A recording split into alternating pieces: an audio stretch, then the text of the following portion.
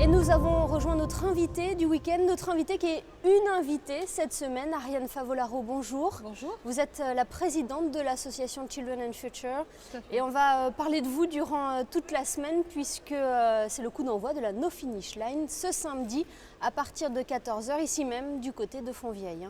Oui, tout à fait. Départ demain samedi 12 novembre à 14 h jusqu'à dimanche 20 novembre 14 h. C'est un événement qui a pris de l'ampleur au fil des années, 17 ans qu'il existe déjà. Qu'est-ce qui fait que ce rendez-vous est si populaire ?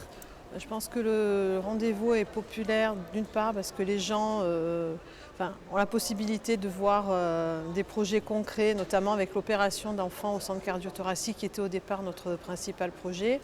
Je pense que nous sommes une association déjà avec des bénévoles et c'est vrai que c'est très convivial. On passe une semaine avec des coureurs, des entrepreneurs, différents types de personnes de la société de tous les jours. Et c'est vrai que cet engouement et cette joie de vivre se retrouvent pendant une semaine en fait.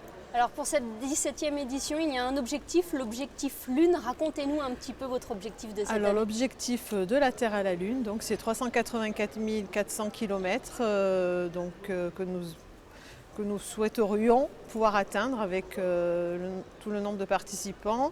Et nous espérons avoir à peu près 14 000 participants pour pouvoir réussir à relever ce défi. C'est une forte mobilisation, on l'a dit, des entreprises, des particuliers, des enfants, même les animaux sont les bienvenus. Tout à fait. Il y a les animaux, il y a les poussettes, il y a les entrepreneurs, les jeunes, les écoles. C'est vraiment un panel de tous les représentants de la société actuelle et c'est super parce que tous ces gens se retrouvent et partagent des choses ensemble pendant une semaine. On l'a bien compris, un événement à la fois sportif et caritatif. Oui. On va revenir sur ce côté caritatif à présent. Tout cet argent récolté, à quoi il a servi depuis ces 17 années Alors cet argent, il a servi pour faire opérer des enfants au centre cardio-thoracique avec différentes pathologies cardiaques, des enfants défavorisés. Après, nous avons construit une école au Mali, nous sommes en train d'en faire construire une au Cameroun.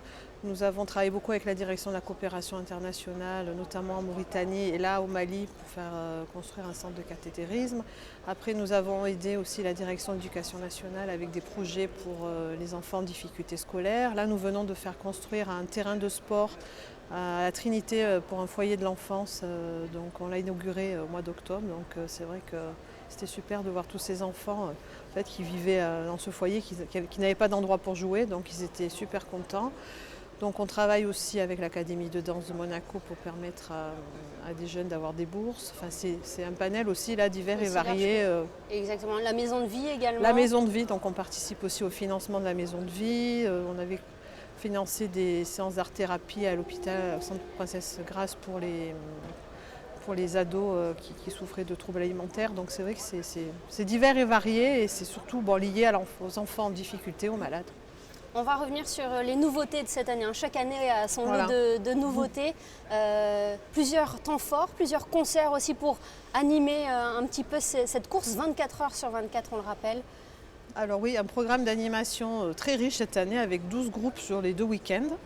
Des cours de Zumba, des cours de stretching, des associations qui vont venir chanter.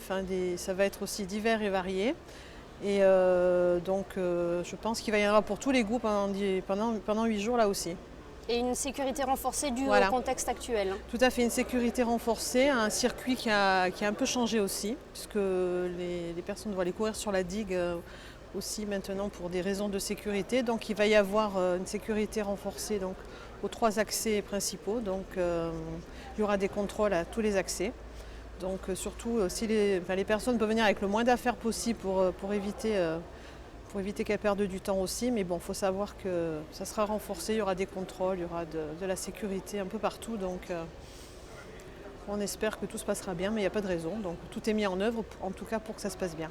On espère aussi du beau temps. Est-ce que vous avez regardé un petit peu la météo qui vous attendait jusque la semaine prochaine ? Ça devrait être pas trop mal, mis à part peut-être dimanche et lundi, mais ça devrait bien fonctionner. On va vérifier cela avec les prévisions météo pour les prochains jours. Merci beaucoup Ariane. Merci.